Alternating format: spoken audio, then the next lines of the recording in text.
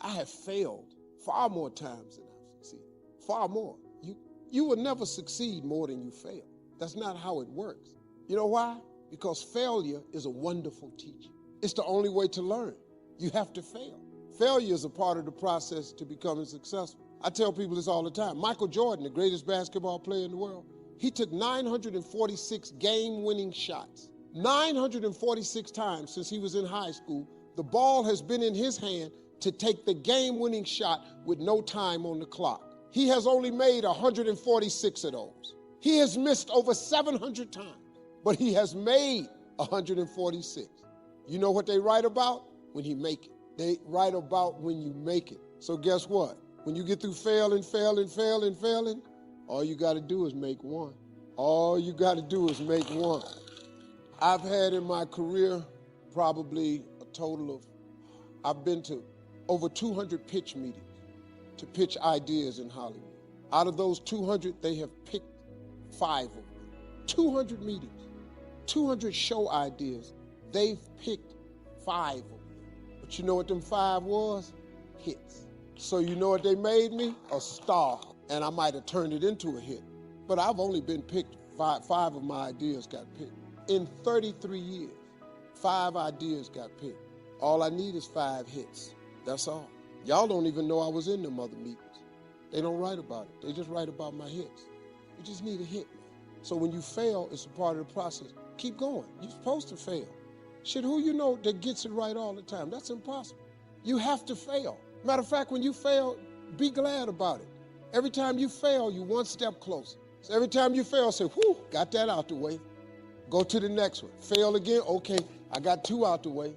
What's gonna happen is if you just keep swinging, you're gonna get a hit. A baseball player gets paid millions and millions of dollars for a 300 batting average. That means out of every 10 times he goes to the plate, he only hits the ball 3 times. We all have things that we're waiting for, a dream to come to pass, problem to turn around, to meet the right person. When it's taking longer than we thought, it's easy to get discouraged, to become impatient, and think, when is it ever going to happen? But sometimes it's not happening because we're not prepared for what God has prepared. You're ready for what you have in mind, but if you could see what God has in mind, you would realize you couldn't handle it right now. You need more time to grow, to develop, to gain experience. And the scripture says, let patience have its perfect work. Patience is developed in the weight room. When I was playing sports in high school, the coach would have us spend an hour a day lifting weights. I didn't want to do that. I wanted to play basketball. That seemed like a waste of time. But in that weight room, we were getting stronger, building endurance so we could succeed on the court. Before you see what God promised, before you get on the court, God will send you to the weight room, W-A-I-T. You may not like it. You don't see anything happening. Other people are in the game, making progress. You're stuck waiting. But that time in the weight room is critical. You may not see anything changing, but something is happening. Patience is working. Your spiritual muscles are getting stronger. You're growing, developing. Patience is building you, getting you prepared so you can sustain what God has coming. Don't discount the waiting periods. Don't get discouraged because it's not happening as fast as you would like. The longer it takes, that means the more God has in store. When it's your time, when He knows you're ready, what you give birth to is going to be much bigger than you've imagined. Hebrews says you have need of patience so you can receive the promises. We know we need to have faith. We know we need to believe. Those things seem obvious. But this says we need patience if we're going to see promises come to pass. Maybe you've been praying, believing, being your best, but you don't see anything changing. You're tempted to live stressed. Have a new perspective. You're in the weight room. You're not missing out. You're not falling behind. God has you right where He wants you. That promise is right on schedule. Now do your part and wait with a good attitude. not upset, complaining. When is it ever going to happen? No, turn it around. Father, thank you that what you started in my life, you will finish. Thank you that what you promised is on the way. If you will wait with the right attitude, after patience has done its work, you're going to see promises come to pass. But we see waiting as negative. We don't like it. Nothing is happening. We're interested in the destination, but God is interested in the journey. He's working on us along the way. When we understand that waiting doesn't mean nothing is happening, doesn't mean God has forgotten about us, it's all a part of the process, then we can stay in faith knowing that at the right time, God will get us to where we're supposed to be.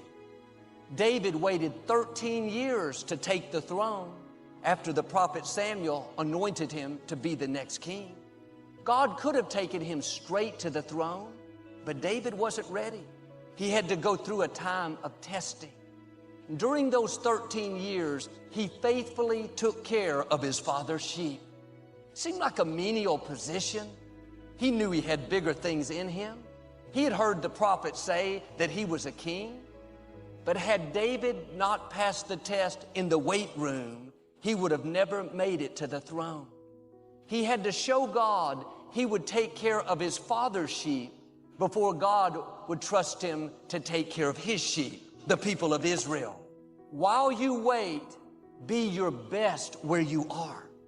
That's a very important time. God is watching to see if you're ready. And here's the key. If what you're praying about isn't changing, then God is using that situation to change you. If it's not working out, then it's working out something in you. All things are working for your good. When we acquired the Compact Center, a company filed a lawsuit to try to keep us from moving in. I had already announced to the congregation that it was ours.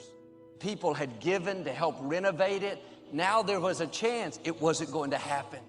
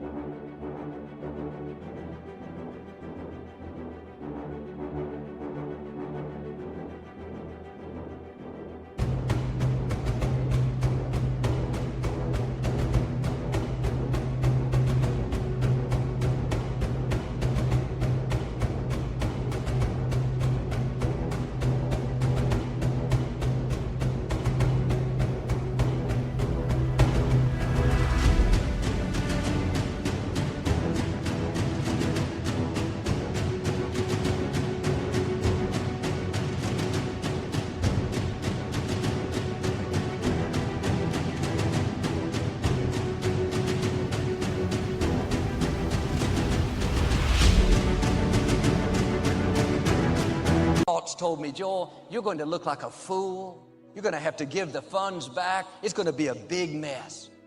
I was tempted to worry, live stressed out, but I prayed like I had never prayed. When I woke up in the middle of the night thinking the opposition is too big, it's never going to happen, I'd turn it around. Father, thank you that you being for me is more than the world being against me. This went on month after month, even year after year. I was in the weight room. I had the promise, but nothing was improving. I didn't like it, but something was happening that I couldn't see. I was growing. I was developing a greater trust in God. In that weight room, I learned to stand strong even when it seemed impossible. I lift weights now at home. And when I'm on the bench, I push the barbell up and down. But what's interesting is the weight never changes. The only thing in the weight room that ever changes is me.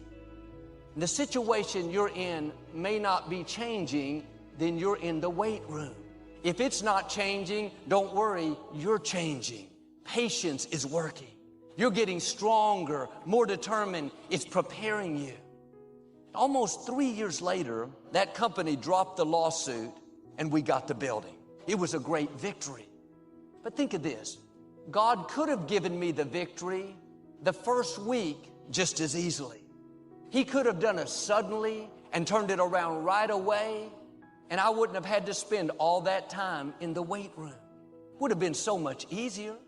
The problem is I wouldn't have been prepared for what was coming. I wouldn't have been able to handle the growth, the influence, the opposition. God had to get me stronger. He didn't use the good times, He used the resistance. You don't grow when everything is easy. In those 3 years, I learned to trust God in a new way. When I was poor, everywhere I went, flip the price tag. What's it cost? What's it cost? What's it cost? What's it cost? I was constantly negotiating the price for everything in my life. You do that when you come from a place of scarcity, of being poor. Successful people and wealthy people have a subtle distinction. They don't look at price, they look at worth. Is this worth it? If you're constantly looking at the price tag, you'll eventually relent. You'll eventually give in. Stop negotiating the price. It's a freeing experience to totally commit. When you totally commit to a relationship, to a business, to your fitness, to your faith, it's a freeing, powerful, it's almost like removing kryptonite from your life when you totally commit. Can you do that? The people around you always talk, it's costing too much. It's costing too much. And you're going, maybe it's costing too much. You got to start going, no, it's worth it. It's not the price, it's the worth. It's a subtle distinction in your life.